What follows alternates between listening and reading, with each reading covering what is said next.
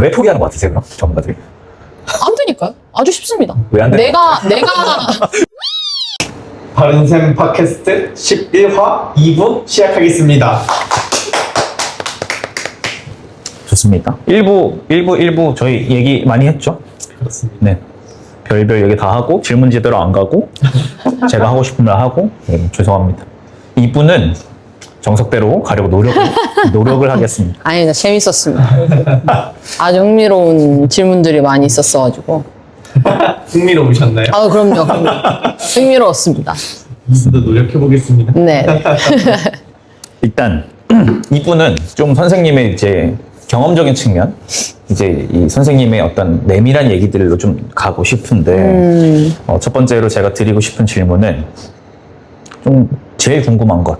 저도 다양한 이제 전문가들하고 얘기하거나 할 때 자주 언급하는 것이 제가 저한테 영향을 많이 줬었던 케이스에 대한 얘기들을 좀 하게 되는 것 같아요. 네네네. 예경쌤도 아마 분명히 그게 있으셨을 것 같아요. 내가 피트니스로 코치로 일을 하다가 어떤 여러 가지 이제 수많은 케이스들 중에 이 케이스가 내가 전문가로서 더 한 발 나아가게 만든다거나 이런 것들이 좀 있으셨을 것 같은데 또 그런 케이스 얘기를 좀 시작을 해볼까 싶습니다. 혹시 소개가 가능하시다면? 네네네.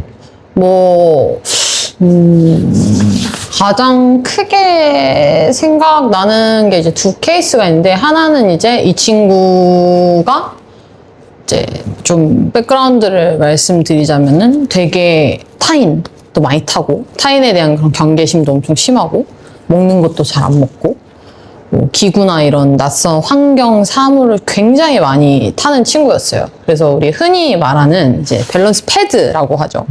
그냥 매트인데 이거 하나도 올라오기까지 정말 수많은 수개월이 좀 걸렸던 친구인데, 뭐 이렇게 말씀드리면 뭐 제가 그냥 좀 역량이 부족해서일 수도 있는데, 그 친구를 통해서 참 배운 게 많았었거든요. 이게 비단 운동뿐만이 아니고 얘랑 나랑 어떤 그 관계적인 거라든지, 이 친구가 행동학적으로 좀 이런 운동을 하기 이전에 뭔가 좀 적응시키는 과정이라든지 이런 것들에 대해서 많이 좀 공부를 하고 그랬던 것 같아요. 근데 지금 이제 저랑 운동한 지 거의 1년 돼가는데, 1년 정도 이제 다 돼가는데, 이제 이 친구 운동적인 퍼포먼스도 많이 올라오긴 했는데, 이 친구가 삶을 좀 어떤 보호자님 삶을 받아들이는 어떤 그런 애티튜드가 많이 달라졌다고 많이 말씀을 하시더라고요. 그래서 어떤 낯선 어떤 사물이라든지 그런 환경적에 있어서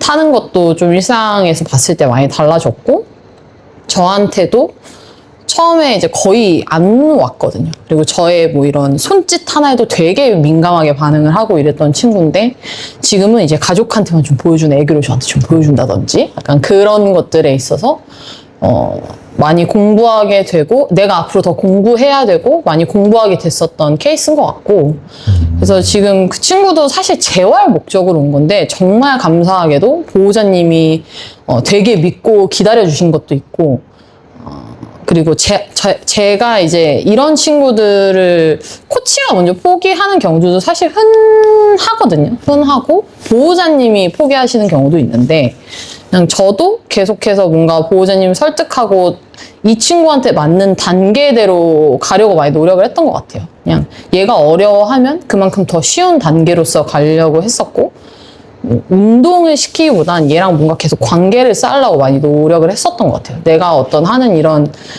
너한테 하는 제스처나 행동들이 전혀 위협이 아닌 뭔가 계속해서 좋은 기억을 심어주려고 많이 노력을 했었던 것 같고, 그래서 지금은 이제 정말 운동을 하고 있거든요. 비로소 이제 운동을 하고 있고, 뭐 기구도 다 올라오고, 오면 센터 들어오는 것도 너무 좋아하고, 저 보면 되게 반겨주고, 또 이런 케이스도 있었고, 또 한 케이스는 이제 수술을 받고, 이제 고관절 수술을 받은 친구인데 되게 극단적으로 다리를 좀 안 쓰는 친구였어요. 그래서 이 친구 같은 경우도 이제 한 8, 9개월 정도 이제 저랑 운동했는데, 지금 나이가 좀 있는 친구인데, 어렸을 때부터 좀 많은 걸 경험했던 친구거든요. 이제 뭐 교육도 많이 관심이 있으시고 하셨었다 보니까, 나이랑 어떤 그런 바디 컨디션에 비해서 운동 퍼포먼스가 되게 빠르게 올라왔던 케이스였던 것 같아요. 네, 이 친구 같은 경우는 근데 너무 극단적으로 쓰는 쪽만 쓰고 안 쓰는 쪽은 안 쓰고 그리고 보행도 완전 그냥 사선 보행으로 완전 보행도 너무 안 좋았었고 했는데 지금 보행도 너무 좋아지고 한쪽만 수술 받은 케이스라 양쪽의 근육 비대칭이 엄청 심한 케이스였거든요. 근데 지금 이제 최근에 병원 가서 좀 엑스레이를 또 찍어봤는데 거의 이제 근육 비대칭도 많이 지금 밸런스가 많이 맞게 좀 좋아지고 해서 또 이 친구 같은 경우도 운동 플랜을 짜면서 진짜 고민을 많이 했고 이렇게 좀 극단적으로 한쪽만 쓰는 케이스들이 정말 핸들링에 많이 신경을 쓸 수밖에 없거든요. 그래서 핸들링 쪽으로도 좀, 그 친구를 통해서 저도 많이 공부가 됐던 케이스가 아닌가 하는 생각이 듭니다. 이런 케이스들이 있네요. 지금 딱 떠오르는 케이스가. 얘기 듣는데 약간 아득하다. 이게, 진짜 너무 어려웠을 것 같아. 진짜 어려웠어요. 진짜 어려웠고.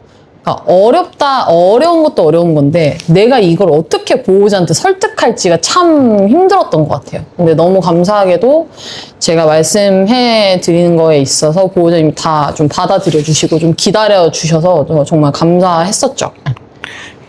여기서 이제 중요 포인트가 있어요. 그게 뭐냐면 이게 행동 수정을 한다라고 해도 동일하게 적용되는 지점이 사실은 드라마틱하게 성공을 하려면 드러지게 실패해야 돼요. 맞습니다. 근데 이것을 실패로 볼 것이냐 아니면 정답을 찾아가는 과정에서 필수 불가결한 과정일 것이냐를 우리가 논의를 해야 해요. 항상. 그래서 진정으로 보호자님들께서 내 아이가 챌린징한 상황이다라고 인식이 드신다던가 혹은 훈련사가 코치가 그런 이야기들을 했을 때 물론 그 전문가가 좋은 전문가이길 빌지만 한 번의 정답으로 빠르게 좋아지지 않는 것이 그 전문가가 전문성이 낮거나 내 아이가 이게 준비가 안 돼 있고 내 아이한테 이게 맞지 않는 길이야 라고 오해하시지 않았으면 좋겠어요. 저도 정말 많이 돌아갔던 경험들 지금 너무 많이 지나가고 선생님께서 말씀하신 그 특히 첫 번째 케이스 같은 경우는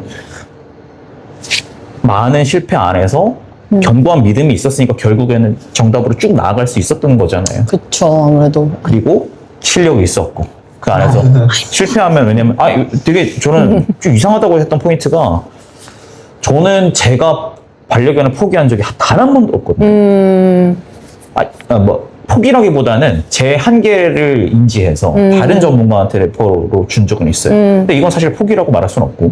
그쵸. 근데 코치가 자꾸 그런 포기를 자주 한다라는 이야기를 들었을 때 저는 되게 이상하다고 아까 생각을 했었어요. 근데 생각보다 흔한 것 같아요. 생각보다 그래서 저한테 그러니까 상담을 와서 얘기하시는 케이스들 중에서 그런 케이스가 상당히 많았는데 이게 제가 포기합니다라고 해서 포기했다기보다는 잘 애둘러 이렇게 얘기해서 오신 케이스들이 많은 것 같은데 결국에는 이제 제가 봤을 때는 그냥 포기한 것 같거든요. 왜냐면 내 안에서 뭔가 계속 해결하려고 뭐 노력을 당연히 하셨겠죠, 그분도. 근데 그런 뭐 기간이나 뭐 이런 거 쭉 들어봤을 때 이 정도의 기질과 성격과 성향을 갖고 있는 친구인데 이 기간 안에 얘를 바꾸려고 했다? 글쎄, 나는 이게 포기라고 생각되는데 라는 생각을 많이 했었던 것 같아요. 네. 왜죠? 왜 포기하는 것 같으세요, 그럼? 전문가들이? 안 되니까요. 아주 쉽습니다. 왜 안 되는 내가 또 벗어나라. 죄송합니다. 뭐 간단하게 설명드리면 이렇게 운동을 하는 거는 사실 그게 크게 뭔가 다르지 않거든요. 어쨌든 기본적으로 이 친구들이 처음에 세팅돼야 되는 세팅 값은 다 비슷하고 그 안에서 좀 딥하게 바뀌는 건데 그 세팅 값을 못 가져가는 거죠. 그러니까 이게 안 되니까 그 다음 스텝을 밟을 수 없으니 여기서 이제 운동이라는 것을 하기가 이제 힘들어지면서 이제 놔버리는 경우들이 이제 생기는 거죠, 중간중간에. 너무 당연한 얘기. 그러니까 피트니스에 대한 지식이나 스킬은 결국에는 뿌리가 있어야 돼. 그 안에서 이게 활용이 되는 거지. 그러니까 선생님 저도 어느 정도 짐작이 갑니다. 예를 들어서 개를 포기한다라는 건 나도 포기하고 싶었던 순간이 많았는데 그럼요, 있죠. 그 이유는 결국에는 내가 다 못 찾을 때잖아요. 그쵸. 안 되니까. 근데 나중에 이제 시간이 지나면서 점점 알게 되죠. 왜냐면 이 아이는 힘든 케이스가 아니었고 내가 문제였어. 결국 내가 흐접이었고 내가 전문성이 부족했고 내가 끈기가 부족했고 내가 너무 섣부르게 간단하게 이 상황을 접근하려고 노력을 했고 이런 것들이 맞는 것 같아요. 굉장히 많은 단계를 거쳐야 되는 애들이 분명히 있거든요. 예, 진짜 기구 이 패드 하나를 올리더라도 굉장히 많은 그 단계를 쪼개서 얘한테 맞는 그 단계를 찾아서 이제 접근을 해야 되는 경우들이 많은데 이제 좀 단편적으로 보시게 된 거죠. 어떻게 보면. 그쵸. 그러면 사실 아까 일부에서 비슷한 이야기인데 네네. 피트니스 코치 분들이 선생님들이 행동학에 대한 이런 학습이 크게 없으신 케이스가 좀 있다라고 한다면 네. 이런 진짜 행동학을 전문으로 하는 훈련사들이랑 네. 협업을 할 의미가 있어 보이거든요. 하면 도움이 되겠다. 저는 있다고 생각합니다. 그럼. 왜냐면 이게 뭐 행동 문제에 따라서 뭐 다르겠지만 풀리지 않으면은 저는 충분히 협업하면 좋을 것 같다고 생각하고 또 이게 행동 수정 하시는 분들이 피트니스를 잘 모르시는 분들도 분명히 계시거든요. 또 피트니스를 하시는 분들이 행동 수정에 대해서 잘 모르시는 분들도 분명히 계시기 때문에 두 가지를 모두 갖고 있는 사람이면 물론 좋겠지만 사실 딱 자기가 주력하는 분야들이 분명히 있으신 게 딱 뚜렷하게 있으신 분들이 많다 보니까 협업을 하면은 좋은 시너지를 내는 경우들이 있지 않을까라고 생각하는데 흔치는 않은 것 같아요. 근데 그런 케이스들이 하면 좋겠다라는 생각은 들긴 합니다. 각자의 영역에서 따로 노는 케이스들이 좀 많은 것 같아요. 여러 가지 이유 때문에 예를 들어서 예근 쌤이 첫 번째로 꼽았던 그냥 몰라서 각자 몰라서도 크고 분명히 이런 이유도 있을 거야. 결국엔 자원이잖아요. 나도 이제 협업 케이스에서 가장 보호자님들하고 죄송한 순간이 이제 결국에는 돈이 이중으로 나가는 순간들. 그쵸. 뭔가 좀 여러 가지 생각이 드네요.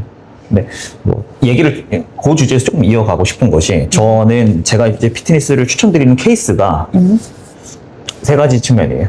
이제 분리불안 이슈에 어느 정도 포션이 있어요. 그리고 감정 조절 이슈가 좀 있는 친구들. 뭐 태생적으로도 있을 수 있겠지만 네네. 태생적인 것보다는 후천적인. 학습만. 그리고 또 하나는 뭐 연관되는 얘기인데 좌절감에 취약한 아이들. 근데 이게 결국 감정 조절 문제긴 하네. 생각해 보니까. 근데 그런 케이스를 제가 피트니스를 추천을 하게 될 때 선생님이 볼 때는 효용이 있을 것 같은지와 이거 말고 혹시 다른 주제로 제가 또 고민할 아이들이 있을까요? 저는 이제 운동을 하는 목적 때문에 상담을 받았는데 다른 행동 문제를 갖고 있는 애들이 되게 많거든요. 어쨌든 보호자님들이 놓치고 계신 케이스들도 있고 그럼 그거를 좀 접목해서 말씀드리는 편이기는 해요. 예를 들면 뭐 흔히 말하는 분리불안이라고 하면은 보호자와 한시도 못 떨어지는 친구예요. 그러면은 그 실제로 했었던 케이스인데 같이 있다가 중간중간에 보호자님이 좀 나갔다 오시거나 이런 거를 이렇게 그 플랜을 짜드려요. 그러면은 이제 위탁으로 중간중간에 하는 케이스들인 거죠. 그러면은 물론 그 환경 속에서만 적응할 수도 있어요. 근데 이게 걔들은 뭐 일반화를 잘 못하기는 하지만 이런 비슷한 순간들을 계속 겪다 보면은 좀 일반화를 시키는 경우들이 있기는 하더라고요. 그렇다 보니까 처음에는 뭐 한 5분, 10분 떨어져 있는 것부터 시작해서 뭐 잠깐 나갔다 오시는 것부터 시작해서 뭐 그렇게 왔다 갔다 하면서 아예 위탁으로 돌려서 하시는 경우들도 계시고 그리고 뭐 좌절감이나 어떤 그런 감정 조절에 관련해서도 가장 흔하게 보는 케이스가 이제 먹지 못하는 거에 대한 좌절감이나 뭐 이런 거에 대한 뭐 과흥분으로 표출되거나 이런 케이스들이 진짜 많은데 이런 것도 이게 운동을 할 때 항상 이렇게 움직이고 동적인 운동만 하지 않거든요. 정적인 운동들도 되게 많은데 그 과정에서 얘가 감정 조절이라고 하면 일단은 생각할 상태가 아닌 경우들이 되게 많잖아요. 그래서 얘가 생각할 수 있는 능력을 계속 키워줘요. 내가 이걸 어떻게 하면 먹을 수 있고, 뭘 하면 먹을 수 있고, 이런 걸 이제 운동에 좀 접목시켜서 하는 경우들이 많다 보니까 그런 케이스들도 충분히 좀 도움이 될 수가 있고. 광분 같은 경우도 조금 비슷한 맥락으로 가기는 하는데 정적인 거를 많이 하다 보면 애들이 이제 부교감 신경이 계속 이렇게 올라오면서 이렇게 약간 이제 다운되거든요. 근데 이런 거를 좀 일상생활에서 어떻게 접목시키시면 좋을지에 대해서 조금 연관시켜서 보호자님께 운동도 운동이지만 집에서 좀 관리하는 방법이라든지 이런 것들을 좀 같이 첨언해서 조언을 드리는 경우들도 있고요. 흥미. 뭐, 약간 제가 혼자 머릿속에 떠올리면서 하나의 이제 솔루션으로 제시를 한 것과 연관이 많이 된다고 느끼고, 저는 막 뭐랄까 보호자님들한테 되게 어렵게 설명하거든요. 근데 약간 인사이트를 나중에 이렇게 설명해야겠다 이런 그것도 좀 배웠어요. 그 순간에 네. 유산소 운동이랑 무산소 운동이 이렇게 나뉘어 있잖아요.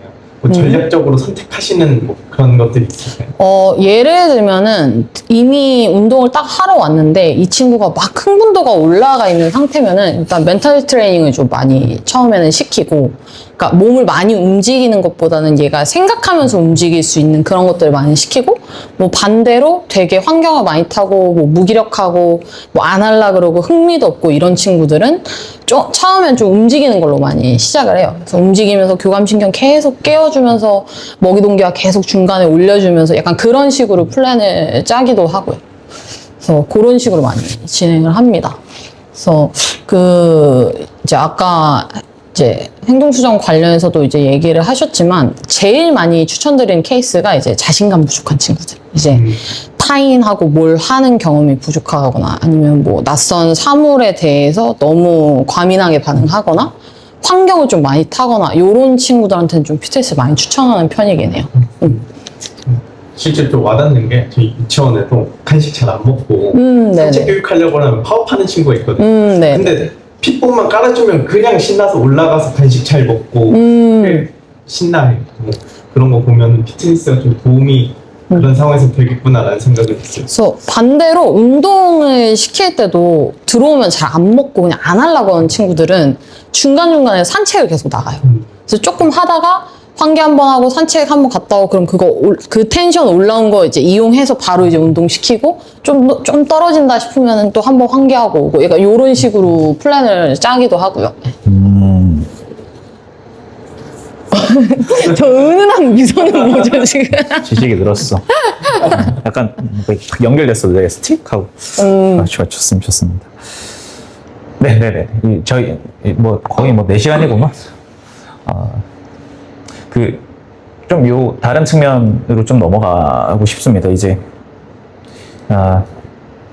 제가 이제 보호자님들하고 피트니스 얘기를 부득이하게 해야 할 때 네네. 자주 듣는 질문이 있습니다. 그게 무엇인고 하면 제 아이는 퍼피예요. 네네. 제 아이는 나이가 좀 있어요. 네네. 같은 어떤 발달 시기와 연관되는 순간의 질문들이 좀 있어요. 네네. 그때 제가 가장 좌절감을 느껴요. 모르겠어서.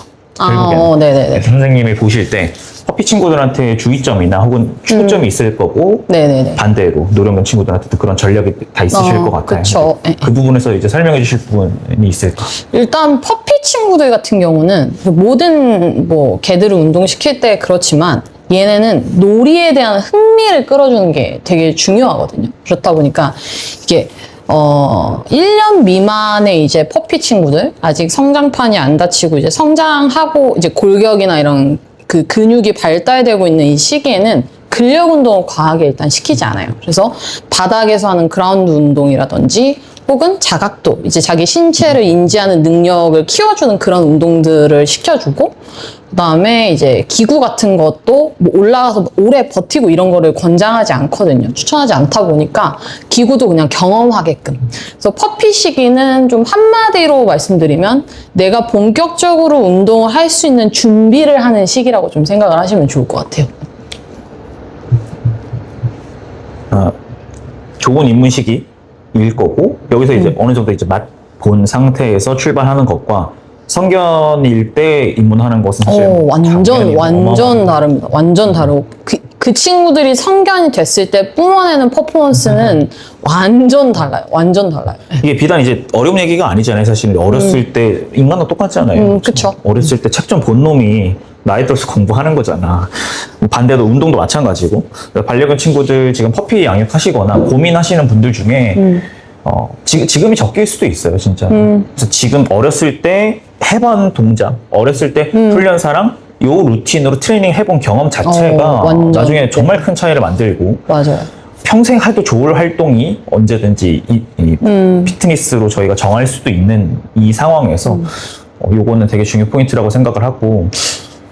퍼피 시기 때 그리고 한 가지만 더 말씀드리면 띵킹 트레이닝 진짜 많이 하는 것 같아요. 멘탈 트레이닝을 진짜 많이 하고 어떻게 하면 아까도 뭐 비슷하게 말씀드렸지만 어떻게 하면 이걸 먹을 수 있고 내가 뭘 했을 때 먹을 수 있고 뭐 그런 것들에 대해서 되게 많이 하는 것 같은데 이거를 하고 성견 때 운동을 시작한다? 자각도가 완전 그냥 완전 달라요. 그냥 자기 신체 인지하고 몸 쓰고 밸런스 잡고 이런 게 완전 다르기 때문에 뭐 언제 시작하면 좋아요?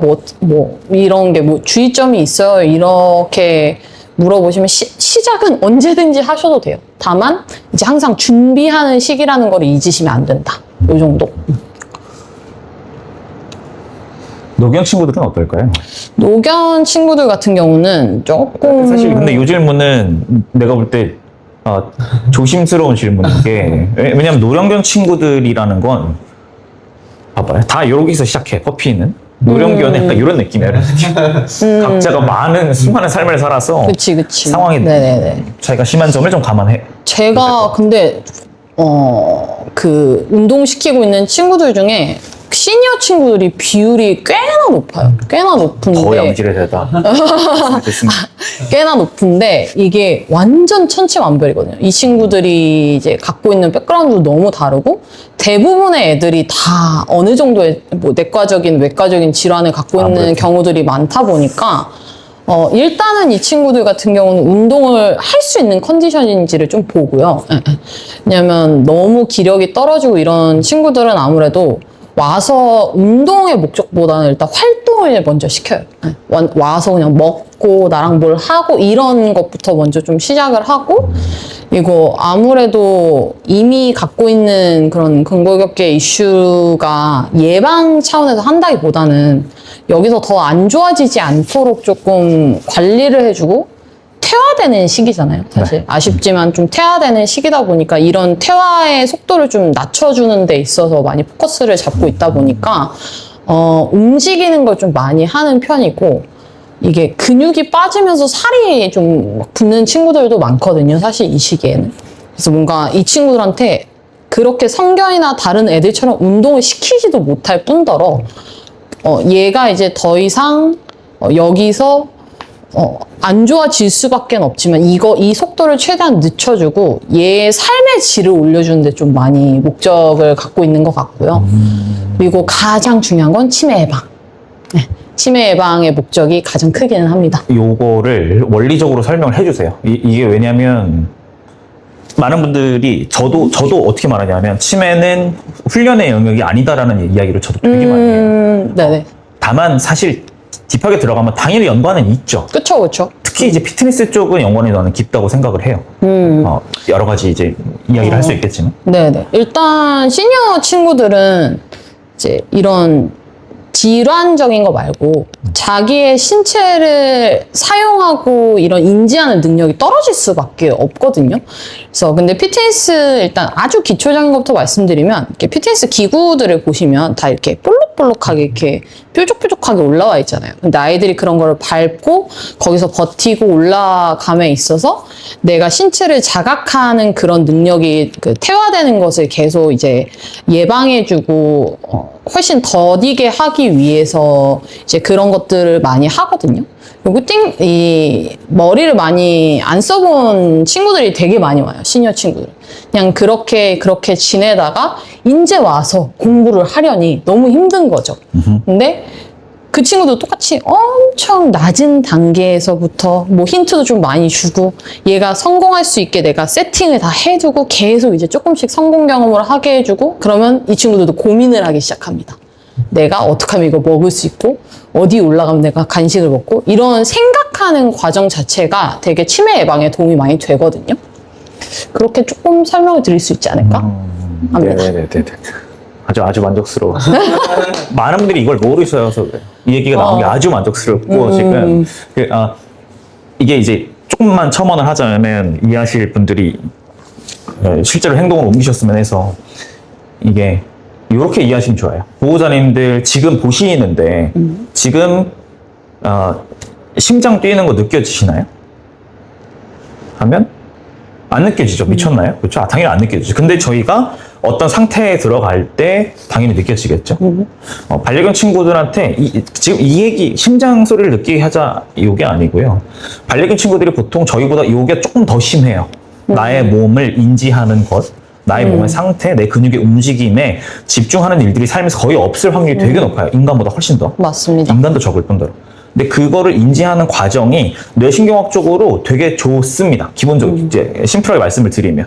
그래서 이 치매 쪽 혹은 인지적인 측면에서의 반려견 친구들한테 정말 도움이 되는 활동이 될 수밖에 없다라고 조금 강조드리고 싶어요. 저도. 이게 강아지, 그러니까 개라는 동물이 다른 동물들에 비해서 예를 들면 뭐 가장 흔하게는 고양이, 뭐 사람보다 자기 신체를 인지하고 사용하는 능력이 되게 좀 부족해요. 그냥 그렇게 태어난 거예요. 이거는 뭐 어떤 특정한 그런 뭐 아이들이 부족하다는 게 아니고 그냥 개라는 동물이 그렇게 태어났는데 아주 흔한 예시로 뭐 장애물을 막 이렇게 놨어요. 도미노처럼 막 쌓았는데 고양이들은 그걸 다 피해갑니다. 내가 인지하고 자각해서 다 피해가는데 어떤 개들은 뭐 잘 피해가는 친구들도 있지만 막 다 치고 가죠. 대부분의 개들. 그러니까 그런 것들을 말하는 거거든요. 그래서 실제로 시니어 친구들 이제 수업할 때 이 친구가 이제 신체를 인지하고 사용하는 능력이 어떤지 조금 테스트를 해볼 때 바를 막 되게 여러 개 깔아놔요. 그리고 막 블럭 같은 걸 막 세워놔요. 근데 어떤 친구들은 이거를 안 건드리고 다 이렇게 하나씩 피해가면서 간식을 거기에 간식을 이렇게 뿌리거든요. 그걸 다 이렇게 피하면서 이렇게 찾아서 먹는 친구들이 있고 어떤 애들은 그냥 다 치면서 먹어요. 근데 상대적으로 이제 그 치면서 먹는 친구들이 보면은 운동 시킬 때도 보면 이제 좀 자각도라든지 인지력이라든지 이런 것들이 조금 부족한 친구들이 많아요. 그렇다 보니까 이런 것들로 집에서 가볍게 좀 테스트 해보시는 것도 좋은 방법일 것 같아요. 그냥 집에 있는 사물로 해보시면 되거든요. 늘 수 있는 능력이라는 거. 그럼요. 물론 성견이나 어린 친구들보다는 더디겠죠. 그거야 뭐. 더딘데 쭉 봤을 때 충분히 긍정적인 그런 영향을 끼치고 좋아지는 케이스들이 상당히 많습니다. 여기까지 들으시면 아마 이런 생각 하실 것 같아요. 그러니까 이게 뭐 만병통치약이다 이 얘기를 하는 건 당연히 아닐 것이고 다만 이게 지금 왜 산업적으로 붐이 일고 있는지는 좀 와닿으실 것 같아요. 왜냐하면 진짜 그만큼 다양한 측면에서 우리가 할 수 있는 효용이 너무 높기 때문에 그럼 굳이 왜 이걸 안 하는 것인가. 자, 좀 넘어가고 제가 또 하는 생각이 하나 있습니다. 이게 뭐냐면 반려견 친구들이 각자가 히스토리가 다 있으나 거의 대부분 겪는 문제가 하나 조금 있다라고 한다면 중성화 수술은 거의 다 하는 것 같아. 네네네. 근데 뭐 중성화 수술의 예후라는 것이 아이들마다 너무 차이가 심하고. 그렇죠. 이 측면에서 피트니스 코치가 바라보는 게 조금 있을 것 같다는 생각이 좀 들었어요. 네네네. 뭐 이거 하면 뭐 좋아진다 이런 것보다도 네네네. 뭐 예방적인 측면에서 대한 이야기를 저희가 할 수도 있겠고. 일단 중성화의 전후를 따지기 전에 중성화를 언제 했는지가 되게 중요한데 왜냐면 중성화를 얘기를 하면 우리가 성호르몬을 이제 빼놓을 수가 없거든요. 근데 이제 이 성호르몬이 그 성장파를 어떤 다치게 하는 어떤 신호의 역할을 해요. 근데 이제 이게 너무 조기에 이제 중성화 수술을 해버리면 이제 성호르몬 분비가 급격하게 줄어들면서 성장판이 닫혀지는 시기가 아주 기하급수적으로 늘어나는 경우들이 있어요. 그렇다 보니까 이게 성호르몬 자체가 성장판이랑 연결이 돼 있다 보니까, 연관이 많다 보니까, 이 성장판이 근골격계를 발달시키는데 굉장히 많은 역할을 하시는 건 당연히 알고 계실 거고, 그렇다 보니 관절의 합이라든지, 뼈의 길이라든지, 이런 성장에 있어서 아주 지대한 영향을 끼치거든요. 그래서 중성화하고 뭐 그런 전후도 굉장히 중요한데 이 중성화를 시키는 시기에 대해서 뭐 수의사님이랑 잘 좀 고민을 상담을 해서 하시면 좋겠고 그리고 특히나 대형견을 또 반려하시는 분들은 대형견 친구들 같은 경우는 이 성장 시기가 아무래도 소형견 친구들보다 더 길다 보니까 조기에 중성화 수술을 하게 되면 거의 고관절 쪽이나 이런 게 이슈가 많이 생기는 경우들이 있어요. 근데 중성화 이미 하셨잖아요. 그러면 어쩔 수 없어요. 내가 그냥 추후에 관리를 잘 하는 수밖에 없고 그리고 중성화를 하고 나서 가장 많이 이제 겪는 이슈가 이 근골격계 이슈는 내가 어떻게 할 수가 없는데 살이 기하급수적으로 찌는 경우들이 많아요. 근데 이것 같은 경우도 호르몬의 변화 때문에 나는 똑같은 양을 주는데 얘가 그냥 계속 살이 찌는 거예요. 그러면 사실 이 반려견에 대한 다이어트 같은 경우는 완전 100% 보호자가 관리할 수 있는 부분이라고 생각을 하거든요, 저는. 그래서 이런 부분에 대해서 뭐 먹을 걸 조금 저칼로리로 바꿔준다든지 양을 조금 줄여준다든지 혹은 양을 줄여도 기초대사량이 낮아서 그냥 계속 살이 찌는 경우, 그러니까 살이 안 빠지는 경우가 많다 보니까 기초대사량 자체를 좀 높여준다든지 이런 것들을 조금 관리를 해주시면 좋은데 이게 굉장히 단순한 것 같지만 상당히 그러니까 꾸준히 관리하기 힘든 부분 중에 하나라서 중성화는 시기. 내가 만약 아직 중성화를 안 한 반려견을 반려하고 있다면 수의사님이랑 잘 상의를 해서 중성화 시기를 결정했으면 좋겠고 그리고 만약 추후에 중성화를 하고 나서 뭐 아이가 살이 쪘다든지 근골격계 이슈가 있다든지 근골격계 이슈가 있으면 살은 무조건 빼야 돼요. 그러니까 살과 체중 관리를 꼭 해주셨으면 좋겠고 그다음에 만약에 뭐 우리 아이가 말랐고 체중도 적절한데 근골격계 이슈가 있으면 어쩔 수 없어요. 그냥 운동을 하든 뭘 하든 관리를 해주는 수밖에 없어요. 이거는 얘가 호르몬적인 것 때문에 발생한 문제이기 때문에 보호자님은 어떻게 해 주실 수가 없거든요. 그러니까 후천적으로 잘 뭐 운동을 하든 뭘 하든 좀 전문가랑 상담을 받아보시든 해서 관리를 해주셨으면 좋겠습니다. 네. 만약에 그냥 훈련사를 갖다 놓고 중성화에 관련해서 얘기해봐 라는 것과 선생님이 설명하는 거가 네. 뉘앙스가 달라. 이게 재밌다. 저는 약간 다른 측면에 조금 더 치중하는 게 있어요. 근데 너무 재밌고 좋습니다. 어떤 게 있죠? 궁금해요. 주로 감정 반응이나 행동 쪽 얘기를 계속 하게 돼요. 저는. 그쵸. 당연히 그 얘기도 하는데 사실은 네네네. 대부분은 이 얘기를 하는 이유가 제가 얘기를 꺼내게 되는 상황은 지금 아이가 보여주는 행동 문제의 원인을 파악하는 과정에서의 이제 서칭 과정이라서 주로 이제 약간 그쪽으로 저는 가는 것 같아요. 이미 해버렸는데 뭐 어떡해. 약간 이런 것도 있고. 그리고 사실 좀 무서워. 수의사들하고 싸우기 싫어요. 그래서 왜냐면 제가 한번 경험이 있어요. 근데 그 수의사 선생님이 저한테 어떻게 말했냐면 네 하지 마 이랬어. 결론이 이렇게 났어. 그러니까 그분의 말은 이런 거예요. 내가 이만큼 안 좋은 케이스를 봐서 말하는 건데 네가 그렇게 자꾸 들이밀면 네 마음대로 해라. 약간 그 경험이 나한테 너무 세게 있어. 그래서 어쨌든 이거 얘기 왜 한 거야?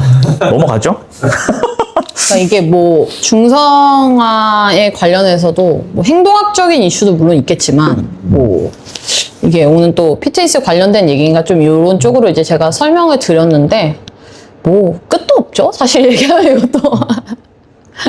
정확한 포인트입니다. 네. 좋습니다. 뭐 저희 이제 이런저런 얘기 하다 보니까 좀 질환 관련된 이야기들이 좀 가끔씩 언급이 좀 되는 것 같아요. 네네네. 뭐 골격계의 네네네. 이슈가 있을 수도 있고 혹은 내분비계도 이슈가 있을 수 있고 그쵸. 등등 뭐 이것저것 생각이 드는데 혹시 이런 친구들 좀 조심해야 된다라거나 트레이닝 설계 과정에서 저희가 조금 더 전문성이 필요하다라고 질환을 하는 가진 친구들. 게 있을까요? 일단은 그 심장 질환, 심장 관련된 이슈, 뇌 쪽 관련된 이슈가 있는 친구들은 아쿠아를 절대 추천하지 않습니다. 아쿠아를 첫 번째로 절대 추천하지 않고 그리고 이제 심장 이슈나 이런 게 있는 친구들은 트레드밀도 요즘 많이 태우는데 그렇죠. 트레드밀도 좀 조심을 하는 편이고 그러니까 이게 얘가 체력적으로 할 수 있는 것도 문제인데 트레드밀 태우는 과정이 저도 가끔은 되게 괴롭거든요. 그러니까 필요해서 태우는 거기는 한데 되게 괴로울 때가 되게 좀 있는데 이 친구들이 체력이 안 돼서라기보다는 거기서 오는 스트레스와 심리적인 요인으로 심장에 무리가 가는 경우들도 있기 때문에 아예 그런 시도를 좀 안 하는 경우들이 많고 그리고 가장 중요한 거는 사실 통증의 유무를 제일 많이 보는 것 같아요. 일단 내과적인 질환이든 뭐 외과적인 질환이든 간에 이 친구가 통증의 이슈를 갖고 있다면 사실 운동할 상태가 아니라고 저희는 얘기를 하기 때문에 통증 관리를 먼저 하고 그리고 얘가 운동을 해도 되는지에 대한 그런 수의사적인 소견을 갖고 오시라고 말씀을 많이 드리는 편입니다. 일단은. 저 하나 또 질문 있는데 네네. 보호자님들이 몰라요. 통증을 느끼고 있는지. 모를 수 있죠. 모를 수 있는 수준이 아니야. 나는 거의 모르신다고 보거든요, 진짜로. 네네네. 그리고 저도 많이 모르는 것 같아요. 내 스스로가 판단할 때. 물론 네네. 보호자님들보다 많이 보겠지만 뭔가 의심스러워졌을 때 비로소 나도 이 생각이 드는 것 같아요. 그럼 나도 이제 관찰하는 측면이나 이 신체나 고통 반응에 대해서 피트니스 코치들보다 아마 내가 전문성이 부족할 수도 있겠죠. 근데 이 측면에서 내가 예전에 제가 가졌던 궁금증이 네네네. 그러면은 결국엔 통증 이슈를 우리는 운동에서 첫 번째로 고려를 해야 되는 네네. 것인데 이거를 누구한테 검사를 받아야 될까? 이걸 모르겠어요. 일단은 통증 반응이 있고 없고는 그러니까 저희가 이제 상담지를 적잖아요. 그럼 이제 거기에 근골격계 이슈도 적고 뭐 수술을 받았으면은 뭐 수술 언제 받았고 어딜 받았고 뭐 이런 것들에 대해서 다 자세하게 적고 그리고 또 시기도 뭐 너무 한겨울에 왔어. 근데 겨울에 되게 통증이 갑자기 생기는 경우들이 되게 많거든요. 그러다 보니까 시기적인 것도 고려를 했을 때 뭐 저희가 여러 가지 컨디셔닝을 했을 때 뭐 예를 들면 아주 단편적인 예를 들면 뭐 평소에 다 괜찮아. 근데 얘가 어디 특정 부분만 딱 터치하려고 하면 굉장히 과민하게 반응을 한다든지 아니면 어느 부위를 눌렀는데 얘가 뭐 근육이라든지 이런 그런 부분이 뭐 움찔움찔 한다든지 아니면 뭐 관절에 대해서 뭐 이것도 사실 터치가 좀 가능한 친구들의 한해서기는 해요. 터치를 전혀 못하게 하면은 사실 그냥 육안으로 보고서 말씀을 드리는 편인데 어렵기는 하죠. 그래서 이제 터치를 했을 때 뭐 뼈나 이런 것들을 만져봤을 때 좀 의심스럽다 혹은 병원에서 좀 통증 반응에 대해서 좀 검사를 받아왔으면 좋겠다 하면은 상담 때 미리 이제 말씀을 드리는 편이에요. 하고 오세요라고. 결국에 이제 나름의 또 전문적인 프로토콜이 당연히 있으시겠네요. 그렇죠? 그렇죠. 아무래도 컨디셔닝 할 때는 그 루틴은 거의 대부분 있는 것 같고, 이게 저희는 이제 재활 운동 혹은 운동을 시키는 피트니스 코치다 보니까 명확하게 명령해서 절대 말씀드리지 않거든요. 그러니까 진단을 하는 사람이 아니다 보니까 되게 조심스러워요. 그래서 이런 부분이 의심되니 좀 병원에 가셔서 한번 검사를 받아보세요 라고 말씀드리면은 뭐 실제로 통증 반응이 염증이 있거나 아니면은 뭐 좀 잘 모르시는 게 디스크적인 부분들, 디스크적인 부분들 좀 놓치고 가시는 경우들이 많다 보니까 그런 것들에 대해서 뭐 새롭게 진단을 받고 오시는 케이스들도 있고 아니면 정말 염증을 먼저 잡고 그 다음에 이제 소염제나 이런 걸 통해서 사실 염증은 퇴행성으로 생긴 게 아니면 소염제를 먹으면 좀 잘 잡히는 편이거든요. 일반적인 경우에는. 그래서 그런 염증이나 이런 것들을 먼저 잡고 나서 그 다음에 또 이제 운동을 진행하기도 하고 이렇게 합니다. 얼마나 뿌듯할까. 내가 상당히 뿌듯합니다. 이게 되게 중요 포인트인 게 왜냐면 뭐 제가 이제 외국 트레이너들이랑 얘기하면서 뭐 했던 게 훈련사라는 것의 역할이 뭐 여러 가지 당연히 있겠지만 간과하면 절대 안 되는 것이 다양한 측면에서의 전문성을 갖추는 것이에요. 그럼 이게 무슨 소리냐 하면 당연히 이제 수의학적인 아주 얕은 지식이라도 이 클라이언트가 나를 만났을 때 걱정되는 측면, 의심되는 측면을 진단하는 것이 아니고 연결해주는 것, 뚫어주는 것 이런 것도 사실은 훈련사의 하나의 좋은 역할이라고 이야기를 하더라고요. 왜냐하면 뭐 원리 원칙대로 이야기를 하자면 전부 모든 측면을 전문의한테 다 가야 돼. 그쵸. 그게 대체 무슨 짓이야? 누가 그렇게 하겠어? 근데 이런 예를 들어 예견쌤 같은 이러한 전문성이 있는 사람들을 만나게 됐을 때는 생각지도 못한 측면에서 적은 비용으로, 적은 노력으로 발견할 수 있는 것이니까 이것도 하나의 좋은 훈련사의 어떤 선택 기준이지 않을까. 이런 생각. 되게 그냥 너무 필수적인 것 같아요. 저희 이제 운동을 시키는 코치로서의 입장에서는 너무 필수적인 과정이고 이런 과정이 없다? 그건 좀 의심해봐야 되지 않을까 오히려? 그런 근데 일반 생각이 유치원에서도 그냥 일반 활동으로 피트니스 하잖아요. 근데 그렇습니다. 근데 이게 좀 활동적인 측면으로 들어가면 또 할 얘기가 많은데 이게 운동을 하는 거랑 유치원에서 가볍게 활동을 하는 거랑은 완전 다르기 때문에 가벼운 활동으로 인해서 안 좋아질 정도면 유치원에 보내면 안 된다고 생각하거든요, 저는. 개인적으로는. 네. 그러니까 이게 막 전문성 있게 막 내가 운동을 시키고 막 기구를 막 해가지고 하는 거면은 당연히 조심을 해야 되고 내가 어느 정도 지식을 갖추고 있는 게 맞지만 얘한테 그냥 재미로서 뭔가 활동하게 시킬 정도의 그런 활동 수준이라면은 사실 그거 한다고 해서 얘 갑자기 안 좋아지고 이런 케이스는 또 흔치가 않다 보니까 진짜 안 좋은 케이스 아니면 혹은 뭐 외과적으로 그 과정에서 부상을 당하지 않는다면은 뭐 확 안 좋아지고 이런 케이스들은 사실 흔하지가 않아서 그렇게 생각합니다. 좋습니다. 하고 싶은 말이 많아 보이고. 많아. 보내야 되는데 선생님 어떡하냐? 아니, 괜찮습니다. 질문 거의 괜찮습니다. 끝나가요. 네네. 이제 진짜 재밌는 질문만 남았어요. 일단 지금 얘기 이제 흘러가면서 제가 반드시 이건 결국엔 여쭤봐야 된다라고 네네. 생각이 든 것이 그러면 이 보호자님들께서 이 피트니스 서비스를 네. 접하는 다양한 방법이 있겠지만 전문가로 만약에 컨택을 한다라고 하면 네네. 이 전문가를 어떻게 골라야 할 것인가가 고민이 안 될 수가 없어요. 우리도 네네. 항상 여러 가지 자본을 소비하는 과정에서 다 이런 고민이 있잖아요. 그쵸.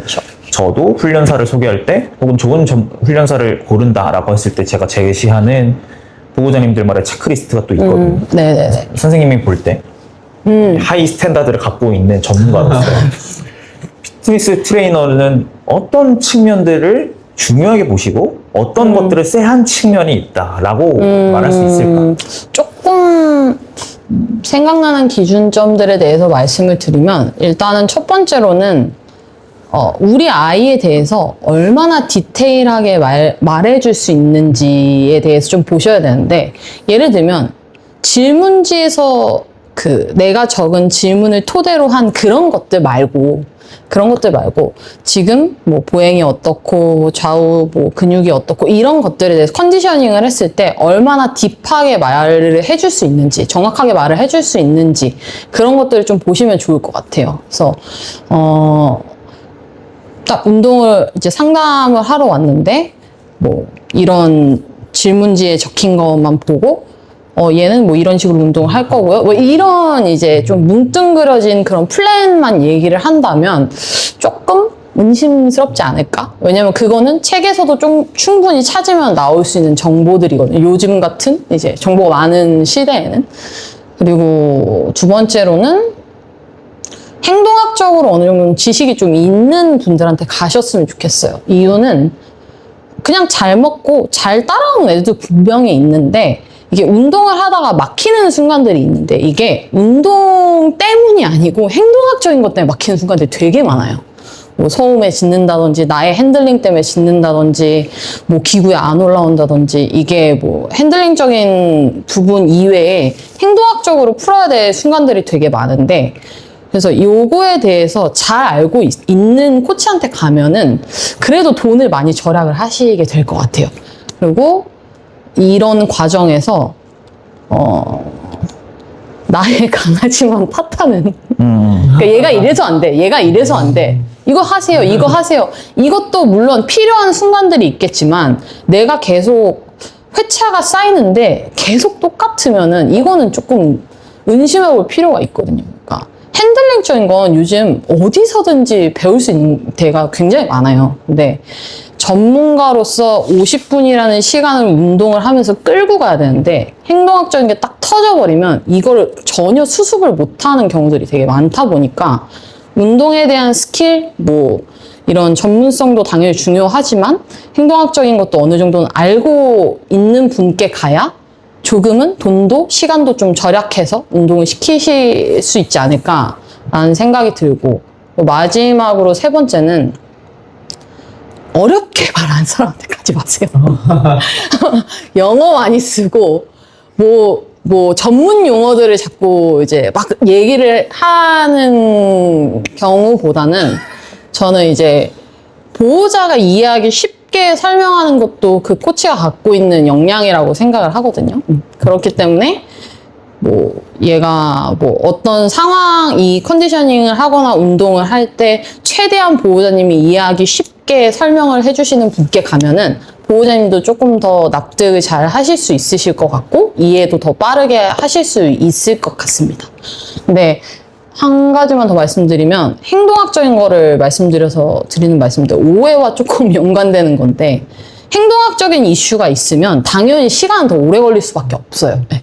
왜냐면 그걸 잡아가면서 해야 되기 때문에 충분히 이런 이슈가 있는 친구들은 보호자님도 적극적으로 좀 개입을 해서 도와주셔야지 코치도 그 역량을 잘 발휘해서 아이들을 잘 운동시킬 수 있지 않을까라는 생각을 합니다. 이 정도 기준? 네. 좋습니다. 이게 나는 직업윤리랑도 연관이 되지 않나? 예를 들어서 내가 볼 때 아예 피트니스와 연관이 없다라고 하더라도 문제가 보였을 때 이걸 언급하는 것은 뭐 기본적인 부분이 돼야 하지 않을까라는 생각이 좀 드네요. 보호자님들 많이 알아가셨을 것 같고 좋습니다. 이제 마지막 질문 하나만 좀 더 하고 마칠까 하는데 자 지금 독투독에서 헤드 코치로 계시는데 네네. 예경쌤은 저는 사실은 앞으로가 엄청 기대되거든요. 이제 발전해 오신 과정이 매서워. 그런가요? 나중에 연락 못 받을 것 같아요. 그래서 미리 이런 거에 전혀 아닙니다. 전혀 아닙니다. 전혀 아닙니다. 매우 환감합니다. 매우 환감합니다. 근데 앞으로 어떤 아닙니다. 아닙니다. 전혀 아닙니다. 어떤 뭐랄까 방향성이나 어떻게 나아가실지 앞으로 계획 같은 것들이 조금 있으시면은 간단하게 말해주셔도 돼요. 와, 근데 이거를 사실 이렇게 질문지 맨 마지막에 적혀 있지 않습니까? 맞습니다. 이거에 대해서 생각을 해봤는데 그냥 뭐 큰 그런 건 없거든요. 그냥 지금도 그냥 전문가로서 뭔가 전문성을 계속 갖추려고 노력을 어쨌든 하고 있고 이게 오히려 피트니스가 좀 주력 분야가 되면서 운동에 관한 것도 되게 공부를 많이 했는데 진짜 뭐 행동학적인 것도 더 공부를 많이 하게 되는 것 같고 해서 앞으로도 좀 분야를 넓히고 싶다는 생각을 많이 하긴 했어요. 이게 저희 흔히 말하는 뭐 올라운더 코치라고 저희는 표현을 하는데 지금 어떤 특정 이제 피트니스를 좀 주력 분야로 하고 있지만 이제 항상 이제 행동학적인 부분도 놓치지 않으려고 하고 해서 공부를 열심히 해서 더 훌륭한 코치가 되는 게 앞으로의 계획이지 않을까 싶습니다. 현장 경험도 더 많이 하고 싶고 또 어질리티도 하고 계시지 않나요? 네, 맞습니다. 요즘 어질리티도 하고 있는데 또 이게 그 스포츠를 이제 하다 보니까 스포츠 견들의 그런 움직임이 이제 조금 눈에 보이더라고요. 그래서 이제 하람이도 요번에 이제 또 대회를 하고 왔는데 상 받고 왔어요. 정말 운이 엄청 따라서 그렇기는 한데 그래서 이쪽 분야에서도 이제 하람이랑 계속 운동하면서 또 스포츠 견들한테 좀 맞는 그런 운동 플랜들이 좀 있을 것 같아서 그런 쪽으로도 조금 더 공부를 해보고 싶다라는 요즘 생각이 들고 그냥 어쨌든 저의 그 역량을 계속 넓히는 것 그게 뭐 너무 별거 아닌 계획, 당연한 것 듯한 계획인 것 같습니다. 어마어마한 계획이에요. 아니. 세상에서 제일 편협하신 분. 편협한 사람도 필요해. 맞습니다. 맞습니다. 정반대 길을 가시는군요. 아니 근데 이게 너무 연관이 되다 보니까 편협할 수가 없어요. 진짜 맞아요. 이쪽 분야 같은 경우는 다 어쨌든 그 행동학적으로도 관심이 있으시지만 이쪽으로도 어쨌든 관심을 계속 가질 수밖에 없고 시장이 계속 그렇다면 가지고 있어요? 가질 수밖에 없고 좀 내가 더 알아볼 수밖에 없는 것 같거든요. 그래서 계속 저의 역량을 키우는데 많이 목적을 두고 목표를 두고 나아가지 않을까 싶습니다. 오늘 거의 이제 막 거의 90분 가까이 지금 얘기하고 있고 좀 까탈스럽거나 어렵거나 고민되시는 질문들도 잘 대답해 주셔서 너무 아닙니다. 감사합니다. 좋습니다. 뭐 이제 할 얘기 다 끝났고요, 저는. 추가적으로 해주실 말씀 있으실까요? 없으신가요? 한 가지 생각나는 게 있는데, 그냥 간단하게 말씀드리면, 보호자님들도 그렇고, 반려견들도 그렇고, 그냥 공부하는 문화가 좀 정착했으면 좋겠다는 생각을 많이 해요. 그래서, 제가 개별적으로 인스타를 좀 관리를 하고 있는 게 있는데, 그 인스타에 그 슬로건이 교육의 진심이신 모든 분들께, 이게 슬로건인데, 개에 대해서, 나의 강아지에 대해서 많이 공부를 하셔서 우리 강아지들도 보호자님들께서 공부를 열심히 시켜주셨으면 좋겠습니다. 이게 그런 거를 하고 안 하고가 개의 삶의 질이 너무 달라지고 있다는 걸 너무 많이 느껴서, 또 근래에도 더 많이 느끼기도 하고, 그래서 개도 보호자도 열심히 공부하는 문화가 잘 정착되기를 바랍니다. 또 두 분도 그런 곳에 열심히 네, 일조하고 네. 계신 것 같아서 화이팅. 오늘 인터뷰를 통해서 또 많은 걸 또 느끼고 갑니다. 좋습니다. 너무 고생하셨습니다. 아닙니다. 고생하셨습니다. 시간이었습니다. 그러면 다른 셈 팟캐스트 11화 마무리하겠습니다. 끝내겠습니다. 끝!